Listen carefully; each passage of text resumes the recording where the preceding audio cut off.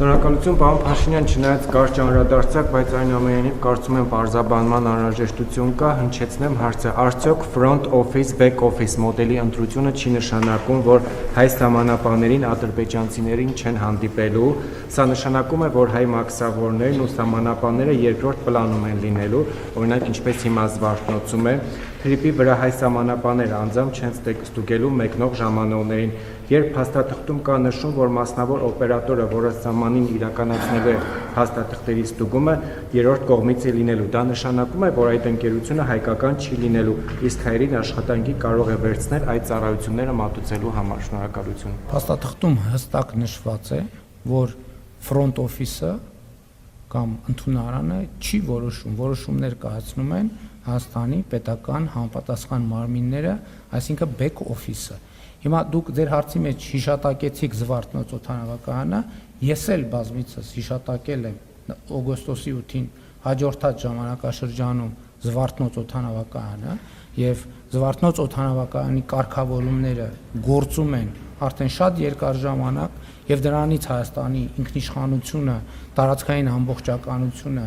հենց Զվարթնոցի հետ կապված կարգավորումներով որևէ կերպ չի տուժել եւ հետեւաբար այն ինչ տեղի ունենում Զվարթնոց օդանավակայանում Հայաստանի Հանրապետության տարածքում, Հայաստանի Հանրապետության մայրաքաղաքում կամ հենց մայրաքաղաքի հարևանությամբ նշանակում է նույնը կարող է տեղի ունենալ Հայաստանի Հանրապետության ցանկացած այդ տարածքում եւ դա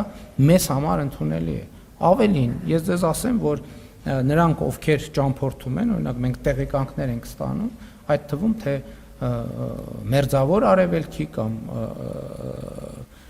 եվրոպական մի շարք երկրներ, ինչպիսի կարգավորումներ են անում, որպեսզի քաղաքացիների, բեռների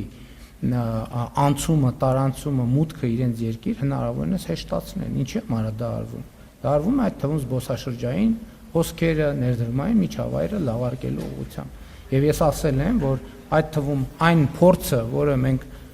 գոհացնող կհամարենք, որովհետև մենք շատ կարևոր է, որ այս նախագծի շրջանակներում մենք ստանալու ենք մաքսային եւ սահմանային հսկողության այնպիսի տեխնոլոգիաներ, որը նաեւ փաստաթղթում նախատեսված է, որ Հայաստանում նախկինում չի եղել։ Շատ զարգացած երկրներում դա արդեն իսկ ներդրված է, ընդհանուր Միացյալ Նահանգներում։ Պատկերացնում եք Միացյալ Նահանգների նման երկիրը եւ այլ բազմաթիվ երկրներ, որոնք ինչքան նախանձախնդիր են իրենց ինքնիշխանության եւ անվտանգության հարցերում։ Մենք այս տեխնոլոգիաներին հասանելիություն ենք ունենալու եւ ես հույս ունեմ, որ մենք ոչ միայն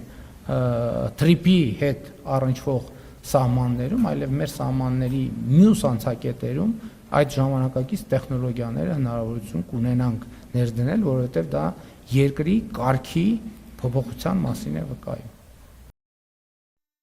Հավանիչ տեսանյութ եւ բաժանորդագրվիչ նորությունները բաց չթողնելու համար